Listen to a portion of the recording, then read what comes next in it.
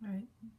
These are the lines line are we at? 295, 296 to 339. We're going to do it in several batches though, because there's a lot. At regina dolos quis fallere possit amantem praesensit. And the main verb here is praesensit. The fact that it's an enjambment here, you have the verb at the next line with a grammatical break is very important, because she is presens, she's perceiving first. And I like the fact that it's the queen, the deceit sees it. So the main sentence is, but the queen perceives first the fraud, the deception, and then and this line is a it's like an apostrophe in some sense. It's a rhetorical question, which is why it's in the subjunctive, because it's who is able to deceive a lover. It's a rhetorical question. It's a we're not expecting an answer, obviously, and we're deliberative subjunctive as well, but it's a deliberative subjunctive in a rhetorical question, and Ovid uses this too quite a bit. In fact, in the same type of phrase, actually. So Ovid stole it from Virgil. So, but the queen perceives the fraud first, because who is able to deceive a lover, and she escape it prima, she escape it motus futuros. And I like the fact that the movements and the futuros are separated, and the futuros is at the end. I think that's significant. And so she receives or understands first the moves about to happen. Okay, about to be.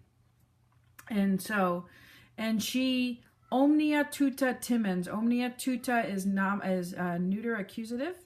It's things. So timens, present participle, fearing all safe things. So the fact that it was like too safe, she's always wary. Okay. And then eadem impia fama. This is the same fama that came down to Iarbas, which is why we say eadem, the same impious fama.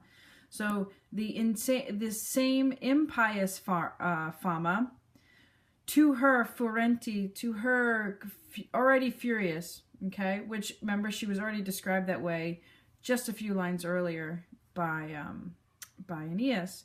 She reported that, and then we have indirect statement, that the fleet was being armed, and I would use the imperfect tense to translate these passive infinitives. Present passive infinitives, but my main verb is perfect, so I'm going to translate those present passive infinitive as imperfect.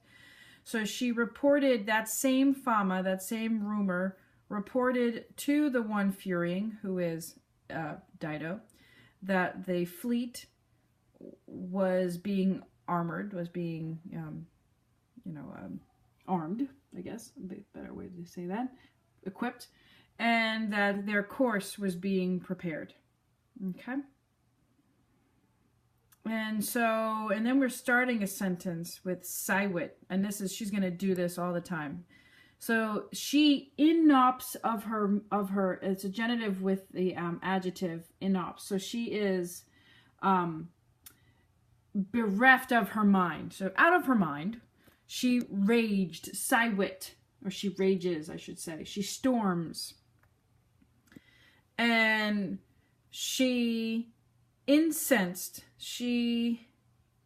and burning, like literally, like inflamed, through the whole city, she bakator, and this is the Bacchae. This is referring to the followers of Dionysus.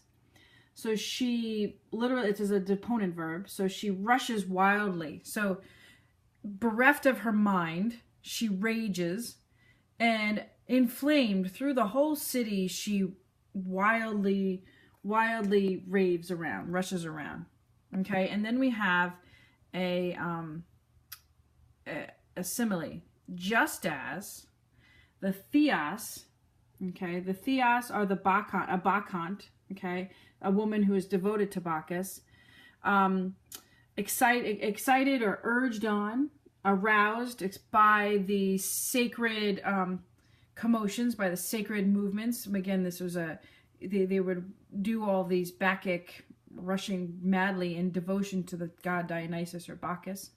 So urged on by the ritual commotion, okay, when with the, and then Audito and Baccho go together with Bacchus having been heard, the Triaterica Orgia, okay, and that's the first thing we're going to do, stimulant. So the triennial orgies, stimulant, urge on, again, like incite, spur on, and the nocturnal Kithaeron, the nocturnal mountain near Thebes in which this would happen, calls with a shout. So she was rushing around like a Bacchic. And I would definitely look at the notes from both Williams and either Barbara White and Boyd or Farr, which are pretty much the same notes on that part.